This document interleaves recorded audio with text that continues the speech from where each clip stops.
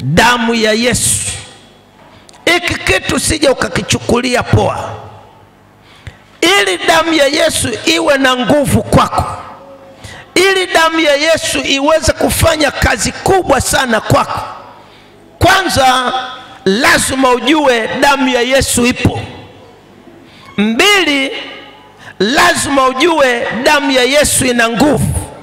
3, lazima uiamini damu ya Yesu. Na utakapojua damu ya Yesu ina nguvu, ndipo itakapokuwa na nguvu kwako.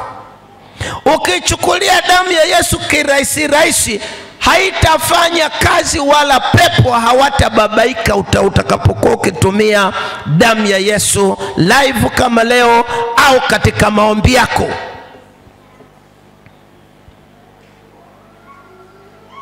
Iamini, na mwenye damu yupo hapa leo, yupo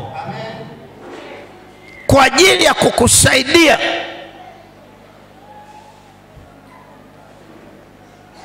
Sawa jamani? Jikaze. Hata kama joto lipo, joto linasababishaga usingizi. Sasa jikaze, unisikilize. Shetani ana kawaida, unapolala hautasikia.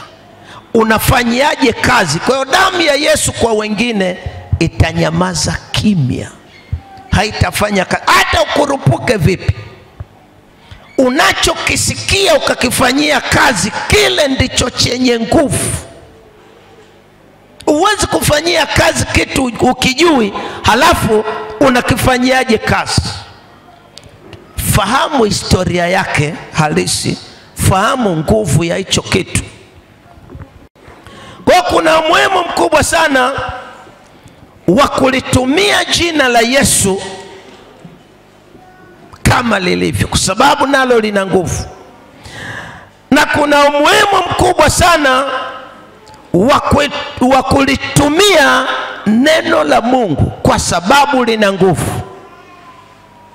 Na kuna umuhimu mkubwa sana wa kuitumia damu ya Yesu.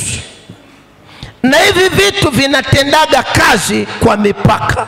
Japokuwa neno la Mungu lenyewe litaingia kila sehemu, mahali ambapo kuna vifungo, damu ya Yesu inatakiwa kwenda pale. Utalitumia jina la Yesu, usipotumia damu ya Yesu, vifungo vingi